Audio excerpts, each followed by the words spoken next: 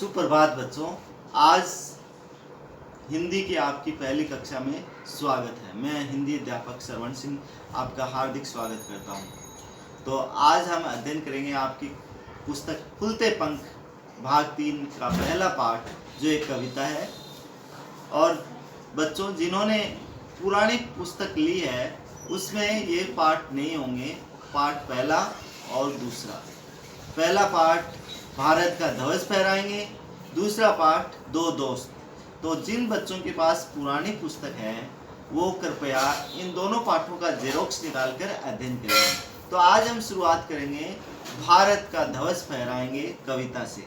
इस कविता की रचना की है सोहनलाल द्विवेदी जी ने। तो बच्चों हम आज कविता का वाचन करेंगे।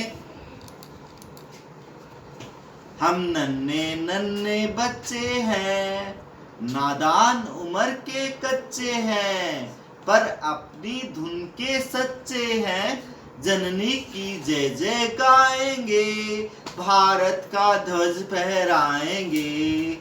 अपना पथ कभी न छोड़ेंगे, अपना प्रण कभी न तोड़ेंगे।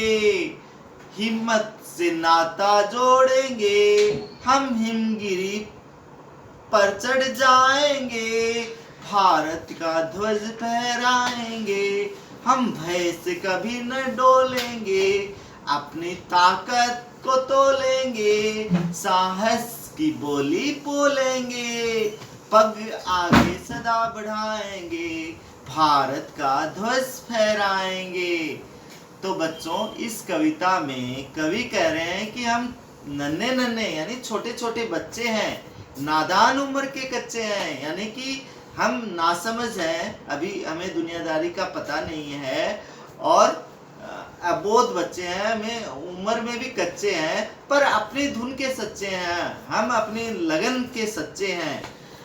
जननी की जय जय गाएंगे, यानी कि जननी यानी जो जन्म देने वाली माँ, और यहाँ पर इन पंक्तियों में भारत माता को जननी का है और बच्चे उसकी जय जय गाएंगे।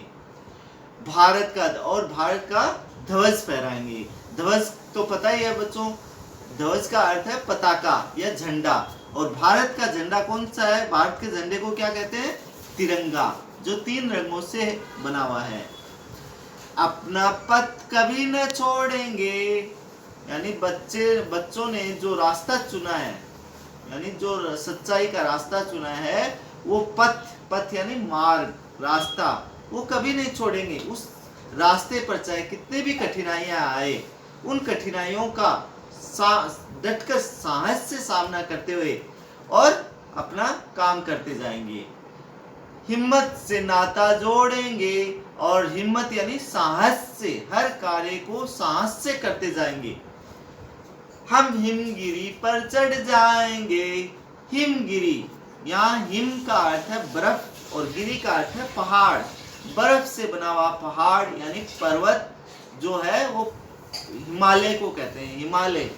तो अगर हम कठिन से कठिन कार्य करते हुए भी अगर हमारे सामने हिमालय भी आ जाएगा तो हम उस पर साहस के साथ चढ़ जाएंगे और भारत का ध्वज वहां भी फहरा देंगे। हम भय से कभी न डोलेंगे।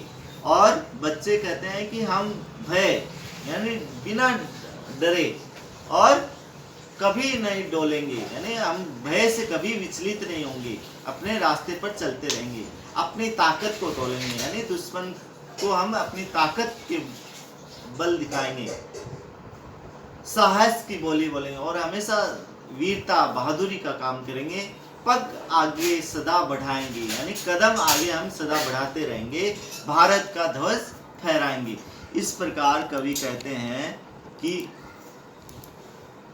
हम नन्हे नन्हे बच्चे हैं, मतलब हम छोटे छोटे बच्चे हैं, हम मासूम उम्र के बच्चे हैं, और हम भारत माता की शान हमेशा बनाए रखेंगे, इसके ध्वज को हमेशा ऊंचा रखेंगे।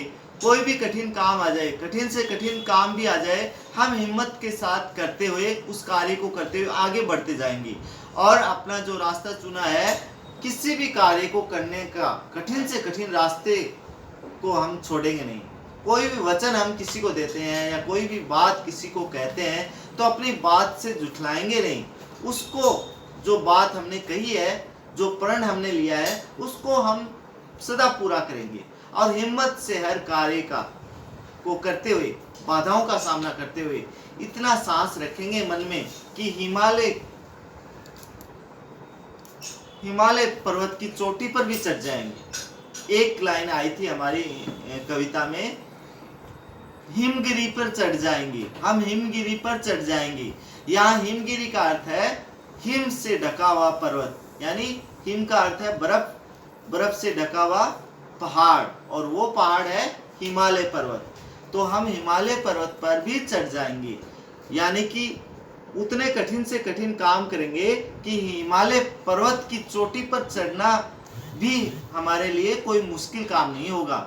और इस प्रकार बड़े बड़े साहसी कार्य करते हुए, कठिनाइयों का सामना करते हुए अपने देश, अपने माता पिता का, अपने गुरुजनों का नाम रोशन करेंगे और भारत देश की हमेशा शान बनाए रखेंगे। ये तो था बच्चों कविता का भावार्थ। तो आइए अब हम गृह कार्य की बात कर लें। तो बच्चों आपको गृह कार्य, आपको इस कविता को कंठस्थ याद करना है और अपने हिंदी नोटबुक में इस कविता को सुंदर सुंदर अक्षरों से लिखना है। तो आज की कक्षा में इतना ही, अगली कक्षा में हम फिर मिलेंगे। धन्यवाद।